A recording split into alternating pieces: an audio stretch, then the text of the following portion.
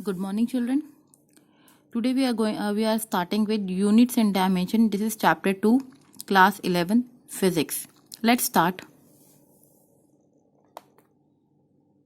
Today we will learn about the physical quantities, units and measurement. Do you know in which quantity temperature is measured? Yes, temperature is measured in Celsius. Good, but standard of temperature measure is Kelvin. But sir, why do we need a standard in each quantity? We use a standard to measure a quantity internationally and globally. Now we study the units and measurement and concerned topics. Objectives.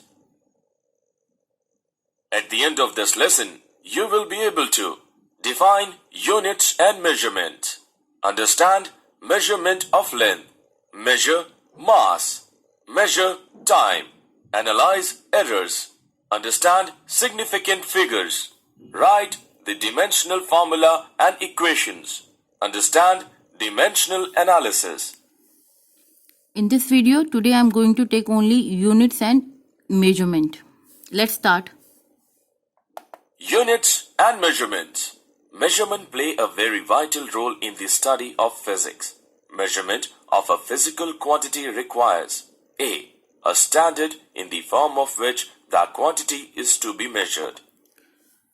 Now, first of all, you understand what do you mean by the physical quantity. Anything in the universe which can be measured, जिसको हम measure कर सकते हैं. For example, length. Length को ये mass. This is the thermometer. We can measure the length of a thermometer. This is apple. Apple के mass को हम measure कर सकते हैं. Time we can measure through the stopwatch or a normal watch. So these three quantities are called as a physical quantity. There are n number of quantities और जिन भी quantities हैं like length measure करनी है हमें from here, from your home to the school. We can measure the length. It can be measured through the meter scale or it can be measured through the other instrument. So any physical quantity, anything which can be it can be a solid, liquid or gas. इन सबको अगर हम major कर सकते हैं with the help of any instrument that will consider as a physical quantity. तो इसके अंदर जितना भी नेचर के अंदर चीजें हैं आपकी, जैसे mass of an apple, mass of potatoes, mass of your body, mass of earth, mass of moon, we can measure these things. तो they are called as the physical quantity. अब फिजिकल क्वांटिटी कौन सी नहीं होती? तो physical quantity like emotions. Emotion can not be measured और उसका कोई इंस्ट्रूमेंट भी नहीं है. Like anger, we can not measure anger, we can not measure our happiness, we can not measure our sorrow. तो ये जो क्वांटिटीज हैं they are not consider as physical quantities. तो फिजिकल क्वांटिटीज वही होंगी जिनको आप मेजर कर सकते हैं, जिनके इंस्ट्रूमेंट आपके पास है मेजर करने के लिए. That is called as physical quantity. Now a standard in the form of which that quantity to be measure. अब हमें इन फिजिकल क्वांटिटीज को मेजर करने के लिए कुछ स्टैंडर्ड बना दिए. जैसे लेंथ को मेजर करने के लिए हमने मीटर बना दिया. इसकी हायर यूनिट भी ले सकते हैं हम, इसकी लोअर यूनिट भी ले सकते हैं. सपोज अगर आपने ड्राइंग करनी है या ज्योमेट्री का कोई काम करना है, एक लाइन ड्रॉ करनी है, तो you use the centimetre scale use करोगे. आप मीटर स्केल यूज नहीं करेंगे तो और वहां पे यूनिट आप किलोमीटर भी नहीं यूज करेंगे. यू मेड द स्टैंडर्ड किस फॉर्म में उस क्वांटिटी को मेजर करना है. Suppose length of an distance between two particles measure करने, तो वो और लोअर यूनिट्स ऑफ मेजरमेंट की लेंथ में ले लेंगे. अगर हमें डिस्टेंस बिटवीन स्टेट्स मेजर करना है, डिस्टेंस बिटवीन कंट्रीज मेजर करना है, तो we can take the high unit of length लेंगे. Same with the mass. अगर हम स्मॉल चीज ले रहे हैं, एप्पल ले रहे हैं, तो we take the small unit of measurement of mass is grams लेंगे. अगर क्वांटिटी ज्यादा में है, केजीज में है, तो उसको हम केजीज में कन्वर्ट कर देंगे. It can be converted into tons also. तो that is the conversion of the unit according to our requirement. ऐसे टाइम है, टाइम आपका रन कर रहा है, it can be measure in hours, minutes and seconds में हम इसको मेजर कर सकते हैं. तो स्टैंडर्ड हमने कर दिया है और उनकी हमें मेजर करने के लिए कुछ चीजें हमने सेट कर दी कि लोअर यूनिट्स में करना है या फिर हाई यूनिट्स में मेजर करना है. B. Numerical value, which represents how many times that standard has come in the physical quantity. ना जैसे अभी मैंने आपको बोला कि हमने इनकी हायर वैल्यूज और लोअर वैल्यूज बना दी, तो हमने एक स्टैंडर्ड यूनिट बना दिया, लाइक जैसे लेंथ को हम मीटर्स में ही मेजर करेंगे, उसकी लोअर वैल्यूज भी हमने बना दी मिलीमीटर, सेंटीमीटर, डेकामीटर, और जितनी भी आपने अभी तक पढ़ी है वो सारी उसकी लोअर यूनिट्स है। इवन द हाई यूनिट भी हमने स्टैंडर्ड सेट कर दिया, तो जो भी होगा उसकी numerical value, standard numerical value length की मीटर से, तो उससे हम मल्टीप्लाई या डिवाइड करेंगे। सेम विद द मास, मास का जो स्टैंडर्ड यूनिट है केजी में है, तो अगर हमें लोअर करना होगा तो हम डिवाइड करेंगे, और हाई वैल्यूज लेनी तो मल्टीप्लाई करेंगे। Same with the time also, standard unit of time is seconds, second इसकी स्टैंडर्ड यूनिट है। अगर हमें हायर यूनिट लेना है तो मिनट्स या फिर आवर्स लेंगे। तो हमने उनकी कुछ न्यूमेरिकल वैल्यूज रख दी है, और उसी से वो हम मल्टीप्लाई और डिवाइड करेंगे according to our requirement. Now units are classified into two main categories, let's see. Units are classified in two categories. They are A. Fundamental units and B. Derived units. A. The units of fundamental quantities are called fundamental units. B.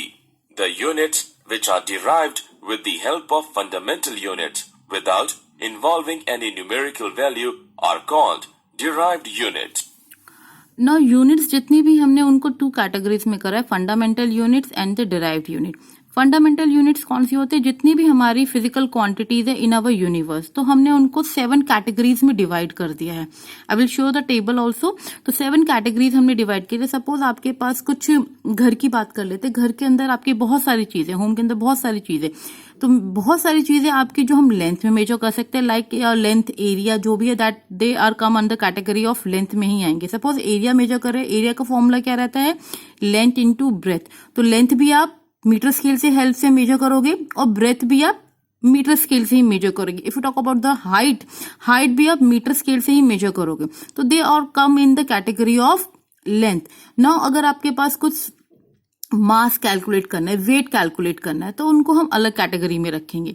Time को हम अलग category में रखें। इसलिए हमने जितने भी nature में फिजिकल क्वांटिटीज हैं उनको हमने फंडामेंटल यूनिट्स में कैटेगराइज कर दिया। 7 फंडामेंटल कैटेगरीज में उनको डिवाइड कर दिया। Let us C.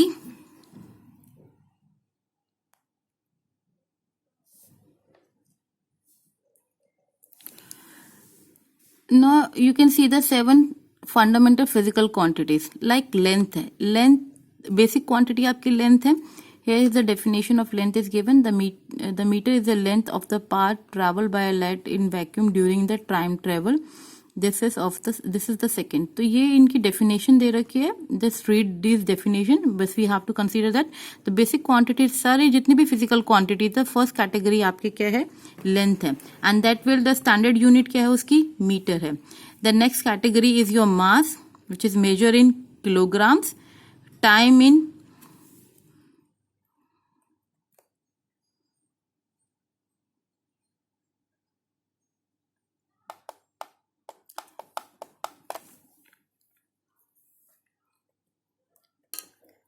in seconds. You can see the time in seconds. Then fourth is your current electricity, which is measured in amperes. Next है thermodynamic temperature, that is simple temperature को we measure in Kelvin. Normally we use the temperature हम Fahrenheit or Celsius में करते हैं, but this is all the day to day calculation, because इनकी calculation easy होती है। But when we talk about the scientific calculation करते हैं तो वहां पे हम टेम्परेचर को कैल्विन के अंदर ही डिनोट करते हैं, not in the Celsius and Fahrenheit. वो तो इंटर कन्वर्जन है for our convenience level. Otherwise temperature is your Kelvin. तो यहाँ पे thermodynamic temperature mean simple temperature की बात हो रही है। नाउ द नेक्स्ट है आपका amount of substance. Amount of substance mean कितना भी सब्सटेंस ले रहे हैं हम, that is in the moles में आएगा। The amount of substance of a system which contain the as many element entities as there are.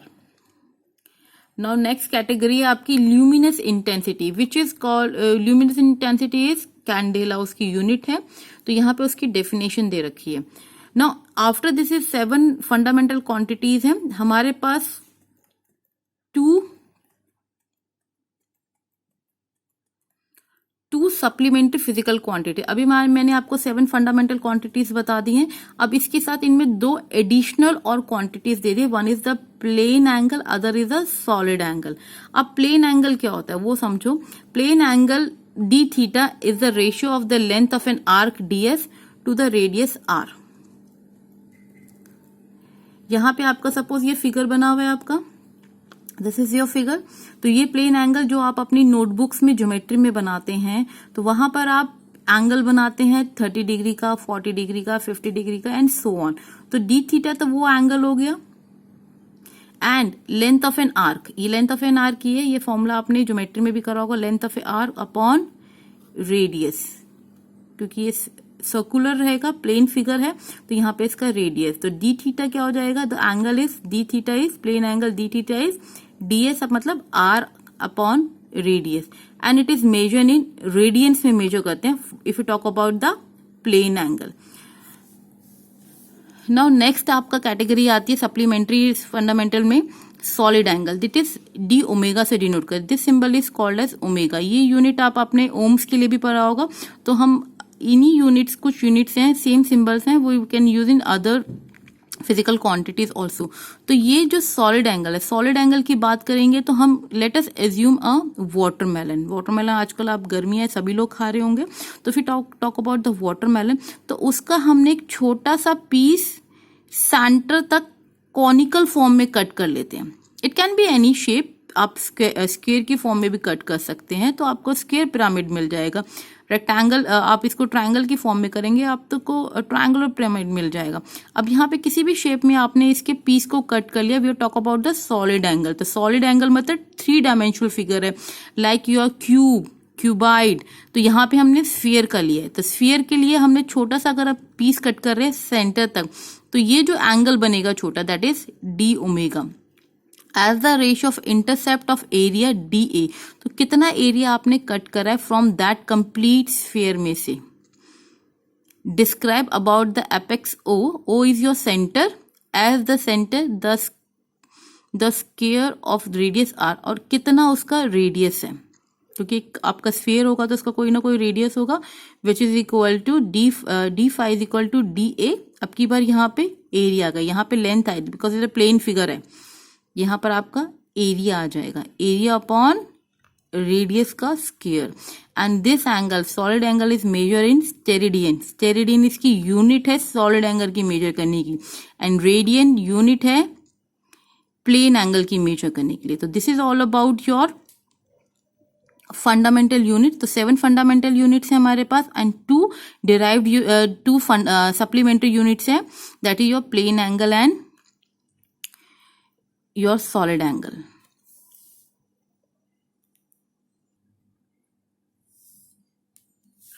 Now अब आपकी कैटेगरी आती है ड्राइव्ड यूनिट। ड्राइव्ड यूनिट वो यूनिट्स होती हैं जो हमने अपनी 7 फंडामेंटल और 2 सप्लीमेंट्री यूनिट्स के अंदर से मिला के निकाली हैं। जैसे एरिया है, इसके एरिया का फॉर्मूला क्या होता है, लेंथ इनटू ब्रेथ, और लेंथ अगर वो स्क्वायर है तो लेंथ इनटू लेंथ रहेगा, और लेंथ इनटू ब्रेथ। हमने क्या यूज करा है, हमने लेंथ को 2 बार अगर मल्टीप्लाई करते हैं in the term of length and breadth, तो हमारे पास एरिया निकल आता है। तो ये हमारी ड्राइव्ड यूनिट है, कहाँ से निकली है, फंडामेंटल यूनिट से निकल कर आई।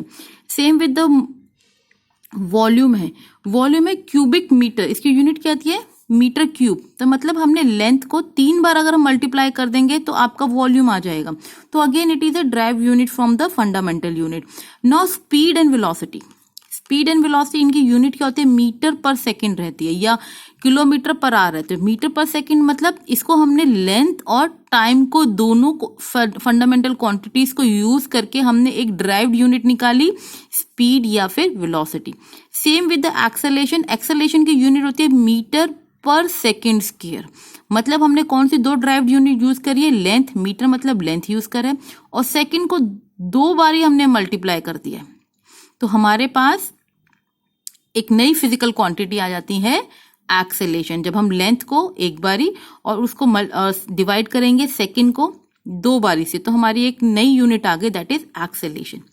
Now will talk about the force. Force का फॉर्मूला आपने करा होगा, that is mass into acceleration. तो एक्सेलेरेशन आपने ऑलरेडी निकाल रखा है, आपने किसको यूज करा था, मीटर को यूज किया था और सेकंड को 2 बार यूज करा था डिवाइड करके। एंड फोर्स की क्या यूनिट, फोर्स की यूनिट होती है न्यूटन, दैट इज मीटर पर second square.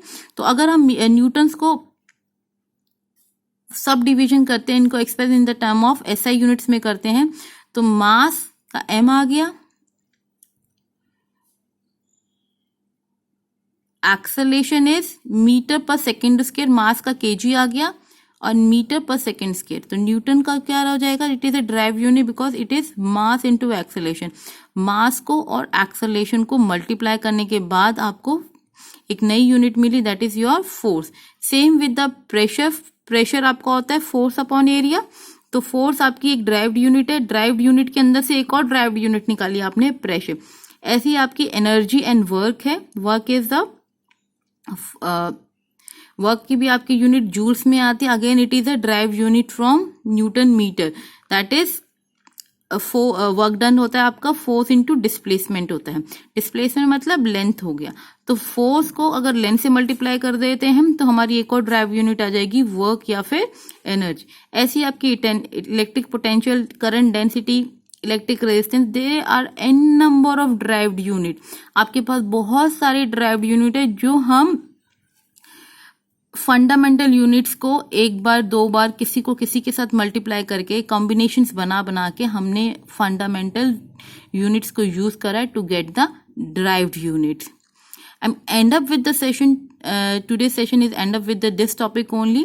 Please understand this topic. If you have any queries, ask me. Good day.